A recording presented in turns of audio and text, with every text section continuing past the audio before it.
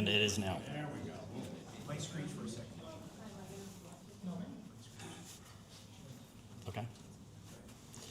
All right. Good afternoon. My name is Kurt Erickson. I serve as president of the nonprofit Washington Regional Alcohol Program, or RAP. For those of you that don't know us, RAP is a 43-year-old nonprofit public-private partnership formed to fight drunk driving and underage drinking. We're gathered here today to call for safety as today, May 1st, begins that contiguous period, May through August, when historically and according to National Highway Traffic Safety Administration data, the greatest number of U.S. teen traffic deaths occur. The need for such a call for safety is evident from further NHTSA data, which finds that traffic crashes are a leading cause of death in the U.S. for 15 to 20-year-olds, and that said deaths involving young drivers have increased by 22% between 2013 and 2022. Worse, nearly a third of teens killed in U.S. traffic crashes had been drinking, with 25% of those being legally drunk.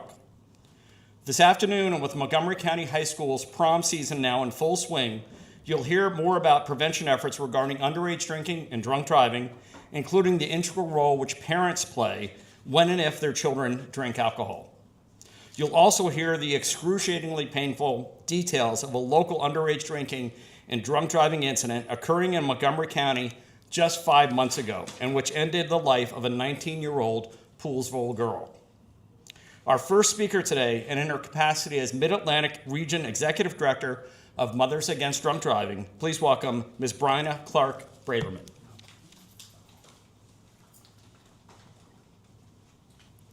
Good afternoon, everybody. As Kurt said, my name is Bryna Clark Braverman, and I am the Regional Executive Director for Mothers Against Drunk Driving Mid-Atlantic Region. As prom season approaches, families have a vital opportunity to talk with their teens about the dangers of underage drinking, substance use, and impaired driving. These conversations may not always be easy, but they're essential and they work. Each year, underage drinking claims the lives of approximately 4,300 young people under the age of 21 in the United States. Alarmingly, about 30% of 8th graders have already tried alcohol. Research shows that delaying alcohol use can be life-saving. Teens who wait until age 21 to drink are 85% less likely to become a drunk driver later in life. Kids who start drinking young are also 7 times more likely to be involved in an alcohol-related crash. These statistics are not just numbers. They are reminders of the real risks and the real lives impacted early by alcohol use. Prom is a milestone many teens look forward to and a night they'll never forget. But too often, those memories are marred by underage drinking, substance use, and impaired driving. Prom should be remembered for its joy, celebration, not for a crash, an arrest, or a life-changing injury. The good news is this: teens have the power to make prom night unforgettable for the right reasons. All they need to do is make a plan, never drive impaired, do not drink or use substances, and look out for their friends. The best memories are the ones you share the next day, safe, happy, and proud of the choices you made the night before. At MAD, we also know that parents are the single biggest influence on a teen's decision about whether to drink alcohol. 74% of teens say so. But influence isn't just about what you say, it's also what you do. Teens whose parents clearly disapprove of underage drinking and who feel closely connected to their families are less likely to engage in these risky behaviors. Simple actions like regular family dinners, honest conversations, and setting consistent boundaries can serve as a powerful protective factor. MAD is committed to protecting families from devastating consequences of drunk and drug driving. We urge all parents, guardians to use this season as a reminder to talk openly with their children, set clear expectations, and reinforce that underage drinking is dangerous and unacceptable.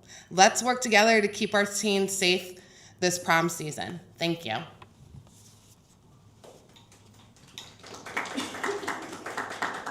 And thank you, Bryna. Next, in representing the Maryland Law Enforcement Agency responding to the fatal traffic crash on I-270 last November, and again, which claimed the life of a Montgomery County teenage girl, is Captain Prendy Garcia with the Maryland State Police.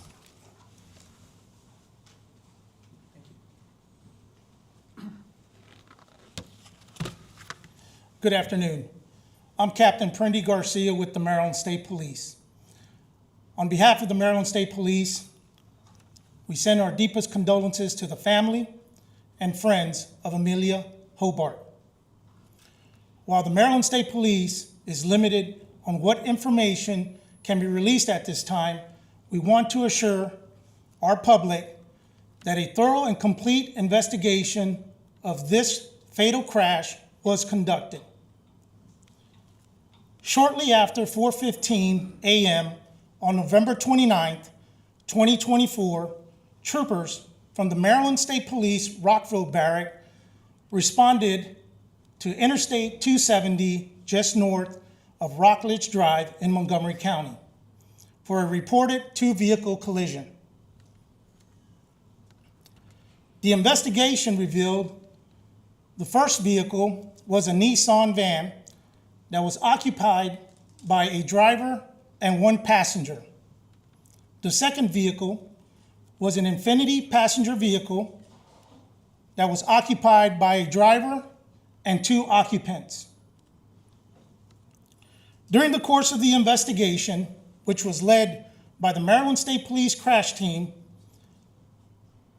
the drivers of both vehicles were suspected of operating the vehicles under the influence of alcohol.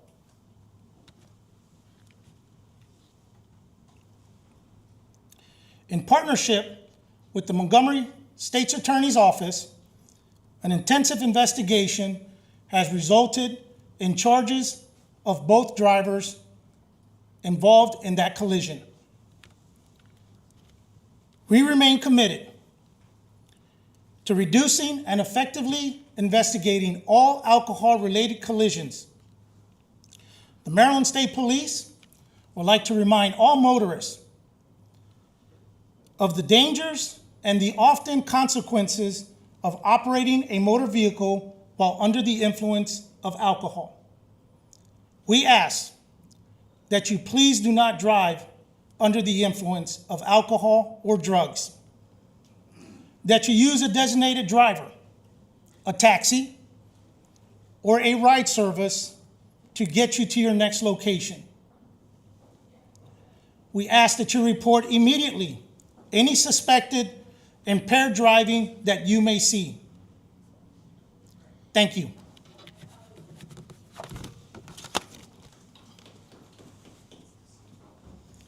And thank you, Captain. Next, in representing the Maryland State's Attorney's Office investigating and prosecuting any and all criminal defendants in November's I-270 crash, is the State's Attorney from Montgomery County, John McCarthy.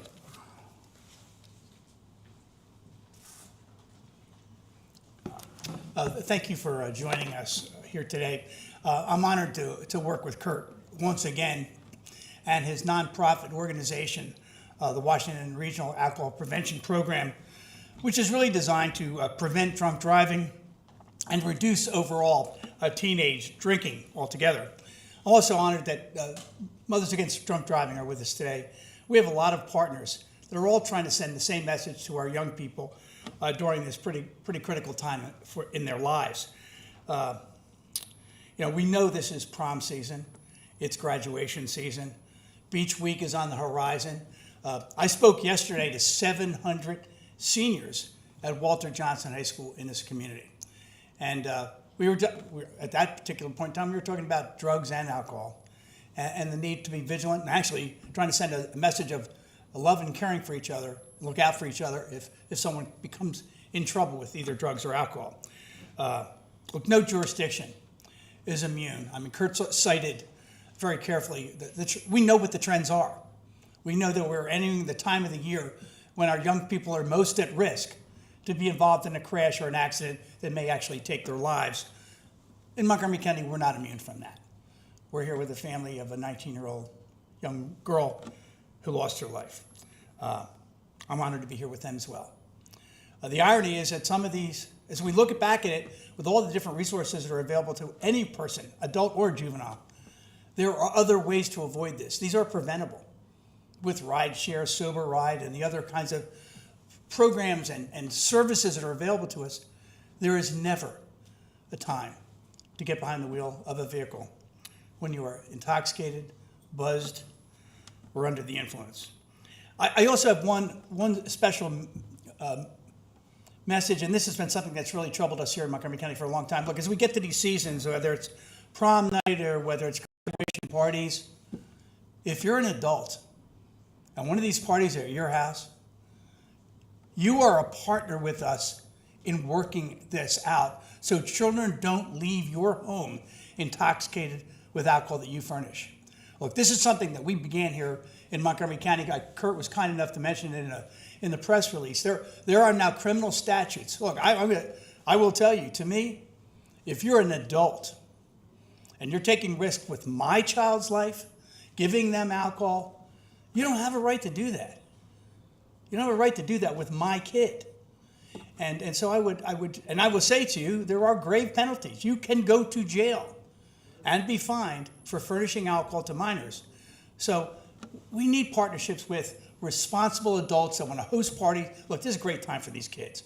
I wish the 700 kids I was talking to yesterday, I hope this was a wonderful, their prom night's tonight. They're going to their prom. There's going to be 700 of them. I hope they have a fabulous, wonderful time. Whether it's drunk driving, drug driving, buzz driving, they all have risks. They all have risks. The message here today is safety through education. Be smart, be safe, and be alive. Thank you for helping us get this message out to our young people.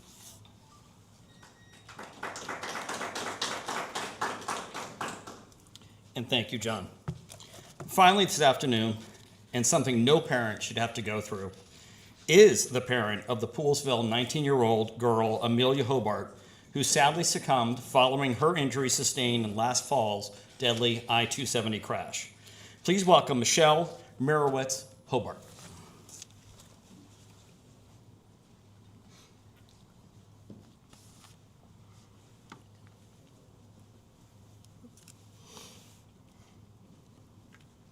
Give me a moment. I want Mom and Denny to join me as well, please. Thank you all for being here today.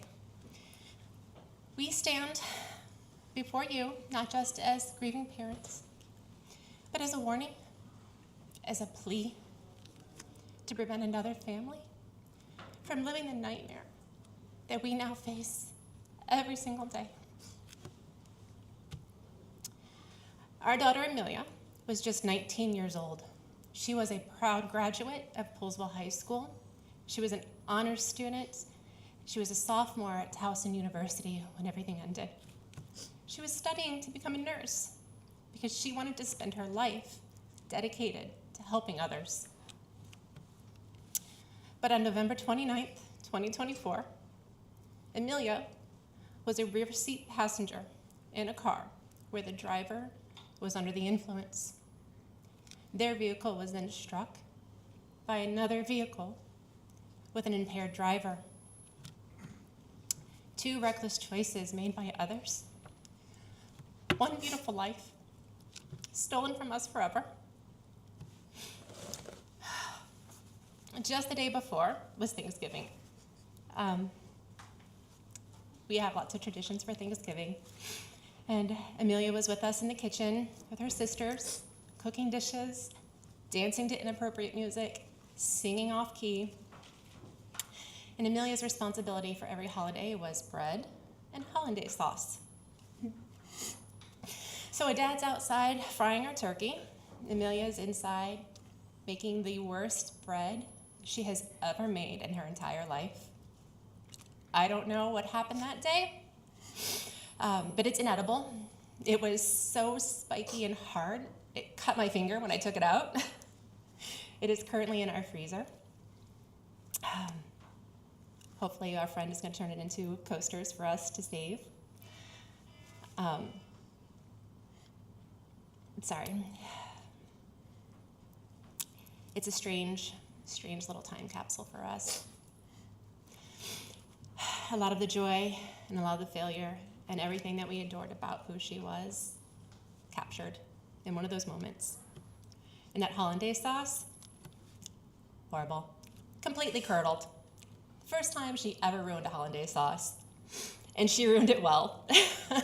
Her poor dad, who only looks forward to green vegetables if there's hollandaise sauce on it, just couldn't do it. He just stared at it and could not have that Thanksgiving vegetable that day. Given her unsuccessful experiences in the kitchen that day, we sent her on the trip to the grocery store. Our good friend Lexi needed nice ice cream, a nice vanilla ice cream for her dessert that day, because it's Thanksgiving. Amelia came back, and she was proudly holding a Carb Smart vanilla ice cream. Lexi and Amelia couldn't stop yelling at each other over the indecency of this. Eleanor refused to eat it. And now we have pictures of this horrible ice cream that is just part of our time capsule, remembering that day, that last day that we had with her. We didn't know that those would be our last moments with her. We didn't know that within 12 hours of those hysterics, that our world would be unrecognizable. We never got to say goodbye to Amelia. Her vehicle was engulfed in flame. She couldn't get out. All we have left of her now are photos, those memories, and a vessel full of her ashes. Some days, we still catch ourselves expecting her to walk through the door. She's going to come home from school break for the summer, or she's going to ask for help to proofread a paper. She's going to chat with mom about nursing and what her next classes will be. And she's going to tell us some stupid story about campus drama. But she's never going to do that again. Prom and graduation season are upon us, and we remember those days so fondly. They were beautiful. They were magical. They brought all of our family together to celebrate.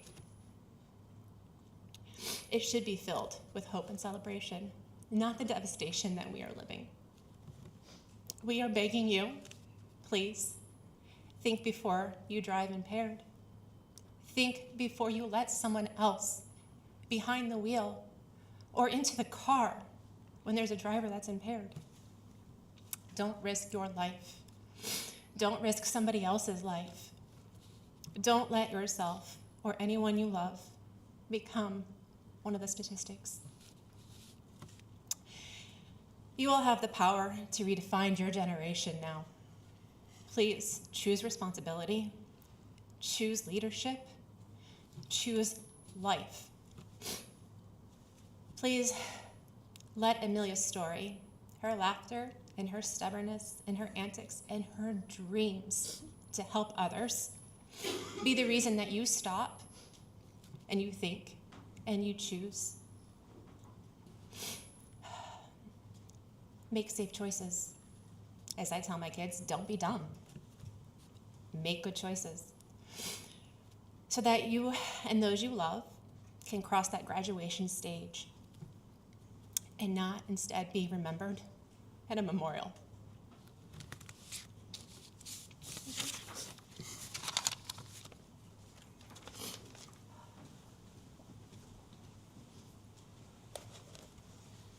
And thank you, Michelle, for telling your story. I'm sure it's very painful, but I think we all appreciate you putting a face on this public health and public safety issue.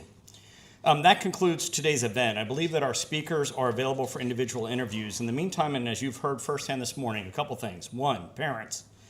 Parent up.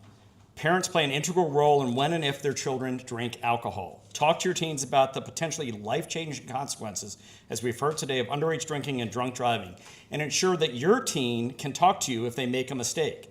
Have a plan in place if your child does decide to drink alcohol, and make sure they know to call a parent to pick them up or call 911 in the case of an emergency.